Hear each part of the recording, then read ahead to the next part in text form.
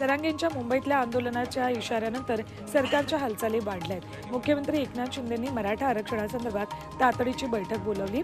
येत्या काही दिवसातच ही बैठक होईल। मराठा समाजासाठी आतापर्यंत काय काय केलं याबाबत या बैठकीत सर्व प्रशासकीय अधिकाऱ्यांकडून आढावा घेतला जाईल आणि पाठपुरावाही केला जाणार आहे।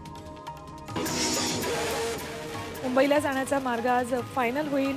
मोठ्या ताकदीने मराठा समाज या शेवटच्या आंदोलनात मुंबईकडे कूच करणार अशी माहिती जरांगेंनी दिली। मुंबईतल्या प्रत्येक जाती धर्मातील लोकांनी आमचं स्वागत करावं असं आवाहन सुद्धा त्यांनी यावेळी केलं।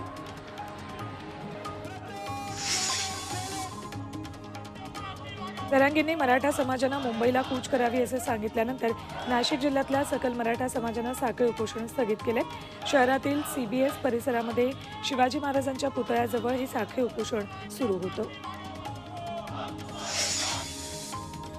लातूरमधल्या रेणापूरमध्ये मनोज जरांगे यांची अमृत नोनी आर्थो प्लस, ये एक प्रूवन फॉर्मूला है। इसमें मौजूद नोनी फल के गुण और आयुर्वेदिक जड़ी बूटियां शरीर को जरूरी पोषक तत्व देने के साथ साथ हड्डियों और जोड़ों के घिसने, उनमें होने वाले सूजन और दर्द को रोकने में मदद करता है। दर्द मुक्त जीवन के लिए अमृत नोनी आर्थो प्लस। आयोजित करणाऱ्या आयोजकांवर गुन्हे दाखल केलेत। रात्री उशिरा सभा घेतल्यामुळे 11 आयोजकांवर कारवाई केली आहे। कारवाई विरोधात आज सकल मराठा समाजाची रेणापूरमध्ये बैठक होती।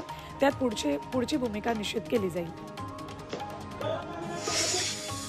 पुण्यात आज मागासवर्ग आयोगाची बैठक बोलावली। 4 सदस्यांनी राजीनामा दिल्यानंतर नवीन सदस्य आणि अध्यक्षांच्या उपस्थितीत ही बैठक होईल। जुन्या सदस्यांपैकी माजी न्यायाधीश आणि मागासवर्ग आयोगाचे सदस्य चंद्रलाल मेश्राम उपस्थित राहणार नाहीत। मात्र वैयक्तिक कारणास्तव बैठकीला उपस्थित राहणार नसल्याचं मेश्राम यांनी सांगितले। मोठमोठ्या लाखांच्या सभा मराठा समाजाला मुंबईत आंदोलनाची परवानगी दिल्यास ओबीसी समाजानेही रस्त्यावर उतरण्याचा इशारा दिला। ओबीसी समाजही 20 जानेवारीपासून राज्यभरात आंदोलन करणार असा इशारा ओबीसी नेते शेंडगेंनी दिलाय। ओबीसीमधून मराठा आरक्षण देण्यासाठी त्यांनी विरोध केलाय। राज्यातल्या शेतकऱ्यांच्या विविध प्रश्नांवर शरद पवार गट आक्रमक झाले।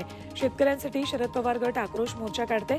आजपासून किल्ले शिवनेरीच्या पायथ्यापासून या मोर्चाला सुरुवात होईल। 30 डिसेंबरपर्यंत मोर्चा चालेल। सांगता शरद पवारांच्या जाहीर सभेनं होईल। काँग्रेस नेते सुनील केदार यांच्या जामिनावरील युक्तिवाद संपलाय। आज किंवा उद्या त्यांच्या जामिनाबाबत निर्णय होऊ शकतो।